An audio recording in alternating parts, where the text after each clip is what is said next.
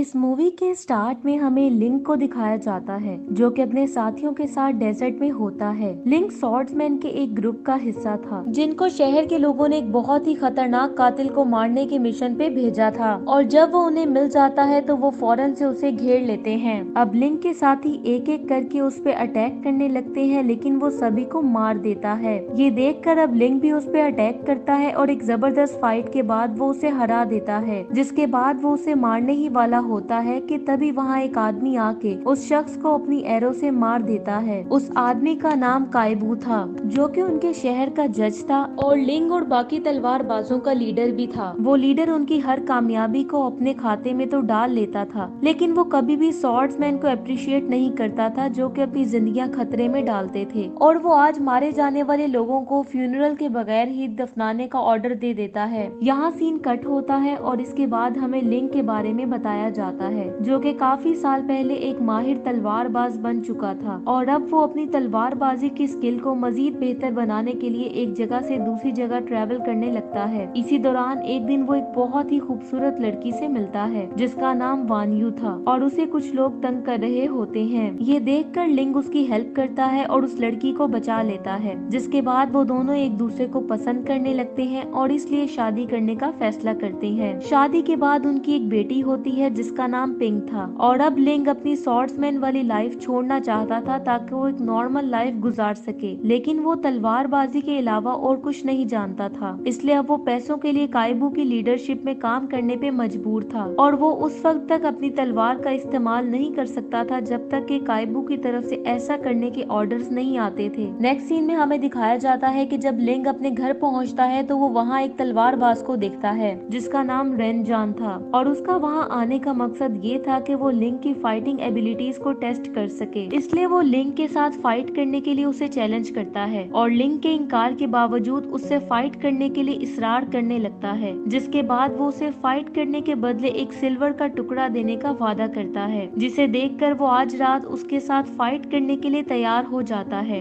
रात को हम देखते हैं कि लिंग की फैमिली बहुत ही कम खाने पे गुजारा कर रही होती है क्योंकि उनके पास राशन लेने के भी पैसे नहीं होते और जब उसकी बेटी और वाइफ सो जाते हैं तो वो रेनजान के साथ फाइट करने चला जाता है ताकि उसका चैलेंज पूरा कर सके और जब वो वहाँ पहुँचता है तो रेनजान अचानक से उस पे पीछे से अटैक कर देता है, लेकिन लिंग आसानी से उसको डॉज करता है। अब लिंग को जब वो सिल्वर पीस मिल जाता है तो उनमें फाइट स्टार्ट हो जाती है और काफी देर फाइट के बाद आखिरकार लिंग वो फाइट जीत जाता है और वो उसे मारता नहीं है बल्कि जाने देता है। नेक्स्ट डे लिंग काफी सारा खाना पकाता है जो कि उसने सिल्वर पीस के बदले खरीदा था क्योंकि उसकी वाइफ काफी ज्यादा बीमार थी। थोड़ी देर के बाद उसका बेस्ट फ्रेंड लूचिन वहाँ आता है जो कि उसके लिए कुछ सामान लाया था क्योंकि उसे पता था कि लिंग की वाइफ बीमार है और वो उनकी हेल्प करने आया था, लेकिन तभी हमें पता चलता है कि लूचिन लिंडा की वाइफ को पसंद करता है। अब रात को खाने के दौरान लूचिन लिंग को कहता है कि वो शहर के बहुत बड़े ताजिर के घर से गोल्ड चोरी करना चाहता है, इसलिए वो उसकी हेल्प करे। लिंग पहले तो ऐसा करने से इनकार कर देता है लेकिन अपनी इकोनॉमिक कंडीशन को देखते हुए वो मान जाता है और अपनी वाइफ और बेटी को गुड बाय कह के लूचिन और बाकी साथियों के साथ मिलके वहाँ से निकल पड़ता है। अब वो सब लोग उस ताजिर जिसका नाम जून था उसके घर पहुँच के अटैक करने के लिए तैयार हो जाते हैं और जल्दी वो उसके हेडक्वार्टर पे अटैक कर देते हैं, जिसके बाद वो उसके घर में भी एंटर हो जाते हैं। इसी दौरान जब लिंग जून पे अटैक करने लगता है तो वो गलती से उसकी वाइफ को मार देता है और अब वो जून से सारा गोल्ड भी ले लेते हैं, जिसके बाद लूचिन उसे भी मार देता है।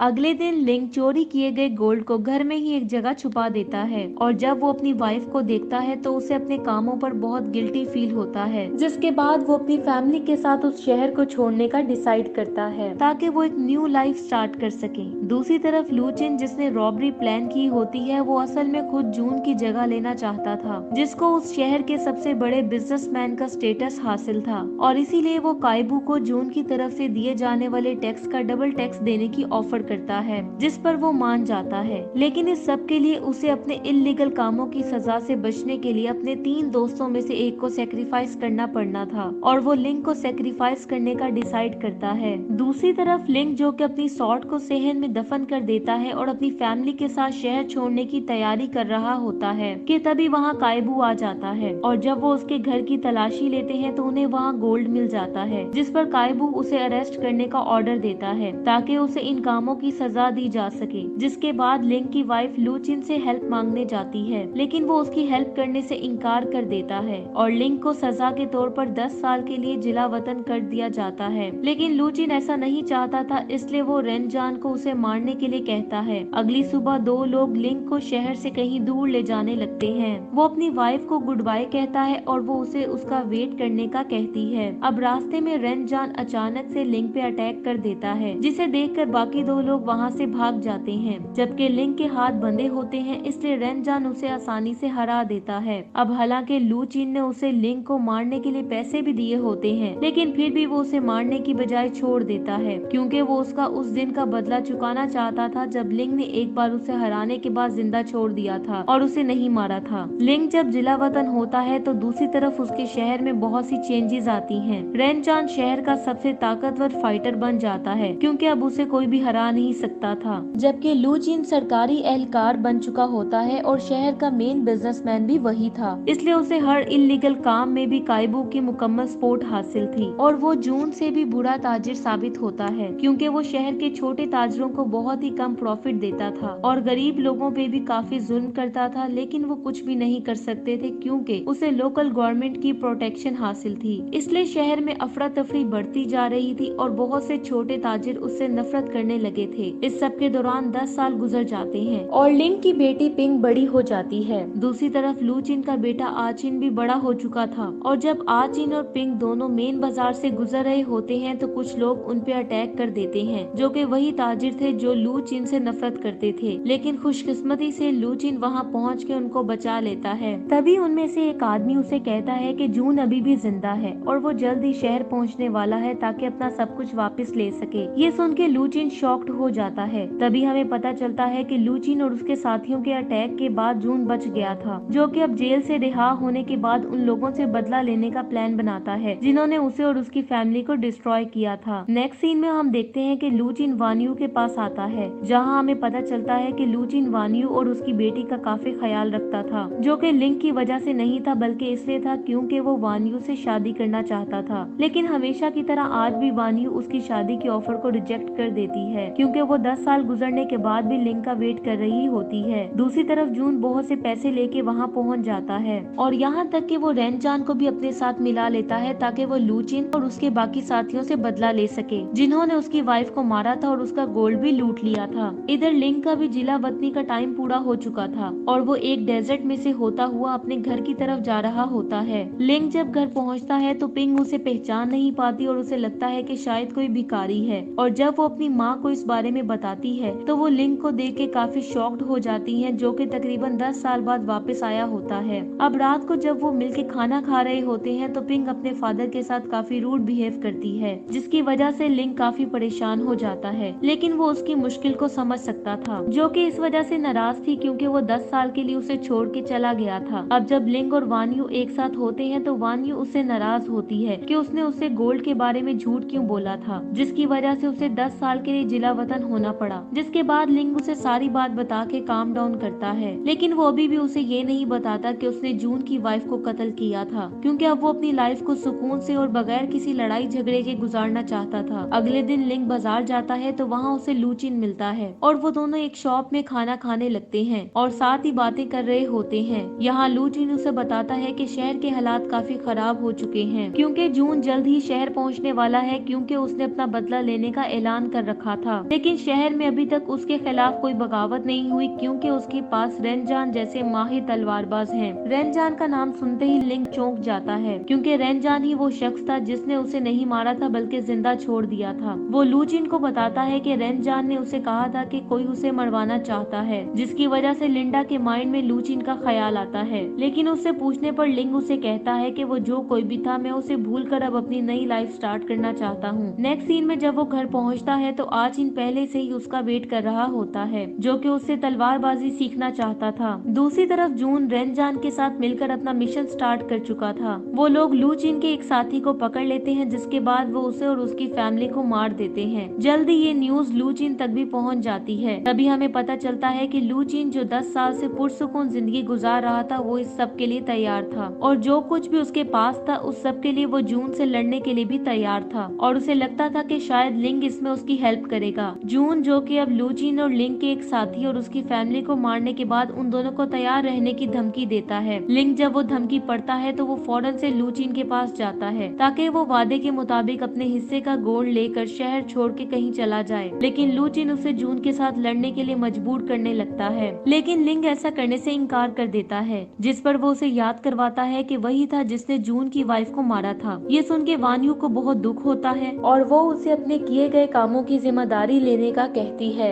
जिसके बाद वो गोल्ड लेके वहाँ से चले जाते हैं। अब लू चिन को उम्मीद थी कि लिंग उसका साथ जरूर देगा, लेकिन वो फिर भी काइबू के पास जाता है ताकि उससे भी हेल्प मांग सके। वो उससे कुछ सोल्जर्स की डिमांड करता है ताकि वो जून से लड़ने में उसकी हेल्प कर सके, लेकिन काइबू ऐसा करने से इनकार कर देता है और वहाँ से चला जाता है। दूसरी तरफ वान्यू लिंग को जून से लड़ने के लिए मोटिवेट करने लगती है, क्योंकि उसे लगता था कि लिंग का मुकद्दर अपनी तलवार के साथ ही जुड़ा हुआ है और उन दोनों को अलग नहीं किया जा सकता। दूसरी तरफ लू चिन पब्लिक में अनाउंस करता है कि जो कोई भी जून से लड़ने में उसकी हेल्प करेगा तो उसे इनाम के तौर पे बहुत सारा गोल्ड मिलेगा। उसी क्राउड में मौजूद एक आदमी जो कि जून का पुराना साथी था, वो लू चिन की बात सुनने के बाद रात को उसका सारा गोल्ड चोरी करने की कोशिश करता है, लेकिन वो पकड़ा जाता है और लू चिन उसे जेल में डाल देता है। अब लू चिन का साथ देने वाले लोगों की तादाद कम थी, इसलिए वो उसी कैदी को अपने साथ मिलाने की कोशिश करता है और उसे जून पे सरप्राइज अटैक करने का कहता है, जिसके बदले वो उसे वो सारा गोल्ड देने को तैयार था जो उसने चोरी किया था। जब वो मान जाता है तो लू चिन अपने कुछ साथियों के साथ उसे जून पे अटैक करने के लिए भेज देता है, लेकिन तभी हमें पता चलता है कि उसी कैदी के धोखे की वजह से वो सभी लोग मारे जाते हैं। और जब उनमें से एक शख्स उसके पास वापस पहुंचता है तो उससे सारी बात सुनने के बाद वो बहुत ज्यादा शॉक्ड हो जाता है और अब वो जून को फेस करने से डरने लगता है और इसीलिए वो शहर छोड़कर वहाँ से भागने के बारे में सोचने लगता है, क्योंकि वो खुद इतना अच्छा फाइटर नहीं था और उसे डर था कि अगर वो सिर्फ लिंग पे रिलाई करेगा तो जून उसे बेरहमी से कत्ल कर देगा। इसलिए वो जल्दी से लिंग के घर जाता है और वान्यू से एक बार फिर अपने साथ चलने के लिए कहता है, लेकिन हमेशा की तरह वान्यू जब उसके साथ जाने से इनकार कर देती है तो वो उसे जबरदस्ती करने की कोशिश करता है। तभी वहाँ लिंग और आचिन आ जाते हैं। आचिन भी अपने फादर के सेक्शन पे बहुत ज्यादा सरप्राइज था। पहले तो लिंग उसे कुछ नहीं कहता, जिसके बाद वो आचिन और अपनी वाइफ को वहाँ से जाने का बोलता है और उनके जाते ही वो लू चिन पे अटैक कर देता है और थोड़ी देर की फाइट के बाद जब लिंग उसे मारने ही वाला होता है तभी वो उसे याद करवाता है कि जून उसका हमेशा पीछा करेगा चाहे वो जहाँ भी जाए, इसलिए उसकी वाइफ और बेटी सिर्फ उसके साथ ही सेफ रह सकती हैं। ये सुन के वो उसे छोड़ देता है, लेकिन तभी उसकी वाइफ वहाँ आती है और उससे कहती है कि वो पिंक को उनके साथ भेज दे, लेकिन वो खुद मरते दम तक उसी के साथ ही रहेगी चाहे वो जहाँ रहे। इसलिए वो अपनी बेटी की सेफ्टी के लिए उसे लू चिन और आचिन के साथ भेज देते हैं, जबकि लिंग जून का मुकाबला करने के लिए वहाँ अकेला रह जाता है। इसलिए वो जमीन में दफन अपनी तलवार निकालता है जो कि उसने 10 साल पहले उधर दफन की थी। दूसरी तरफ आचिन लिंग की हेल्प करने के लिए रास्ते से ही वापस चला जाता है और कुछ देर सोचने के बाद लू चिन भी उसके पीछे वापस जाने का डिसाइड करता है।